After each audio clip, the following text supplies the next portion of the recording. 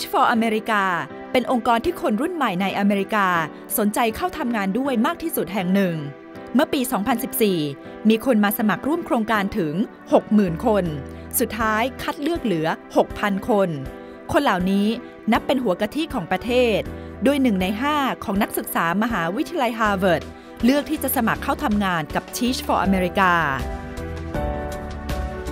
What made you actually believe that top graduate students would actually work as a teacher instead of well-paid jobs?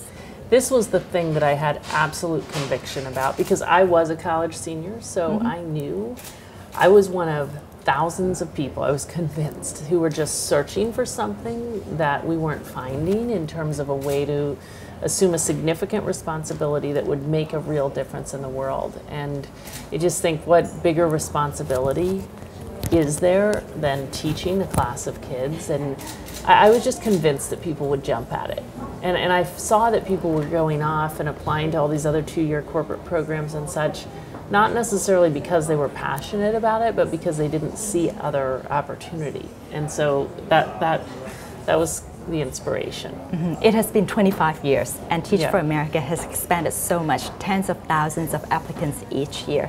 What is the usual profile of these volunteers? Is there a pattern?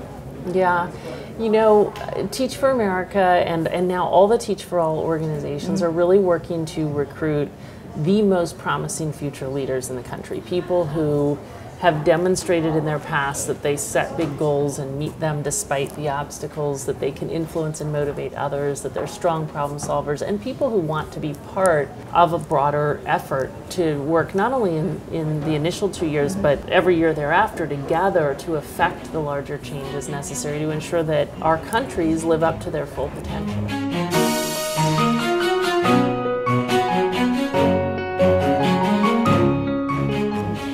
Lack of teachers a big issue in countries around the world? It depends on the country, but I would say that virtually every country in the world struggles with, first of all, channeling its most educated recent graduates towards this issue. I mean, all over the world, we send our top talent into finance, technology, medicine, law, everywhere but towards expanding opportunity for the most marginalized kids. And that's what these organizations are working to address.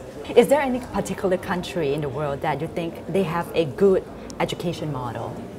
I think it's really exciting to be able to look at countries that have made a lot of progress in both rising educational levels, you know, increasing educational levels and also decreasing disparities at the same time. We took all of the CEOs of the Teach for All organizations to Shanghai a little over a year ago to understand how they have done what they've done over the last 2 decades. And it was exciting to see, you know, their progress in really, I mean, their kids are the highest performing in the world. They have the lowest achievement gaps in the world as well based on the PISA exams. And it was exciting to see what they've done to affect that result.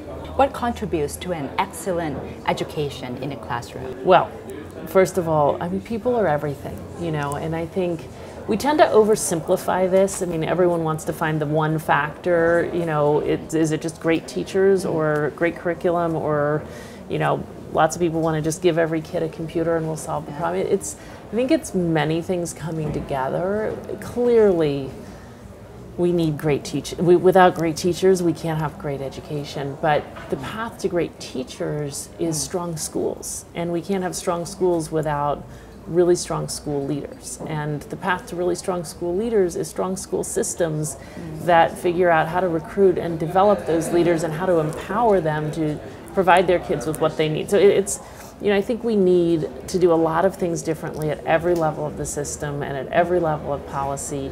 And we're hoping to work alongside many others to help fuel that progress through essentially cultivating local leadership capacity all over the world who are deeply committed to the goal of educational excellence and equity.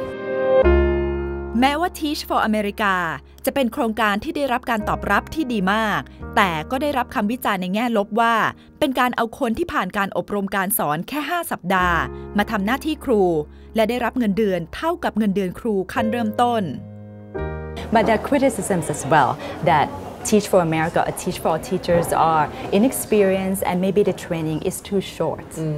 What would you say to that? Well, I would actually say I think there are lots of misunderstandings. These programs, unlike most teacher training programs, are 2-year programs of pre-service and ongoing professional development.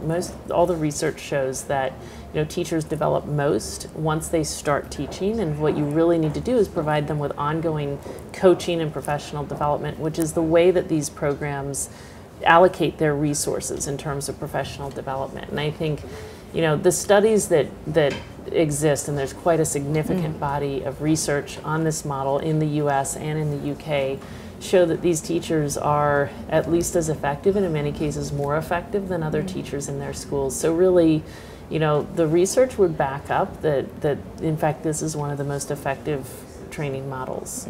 Did you teach? I did not. I started this right after I graduated from college, and I've been doing it ever since. So.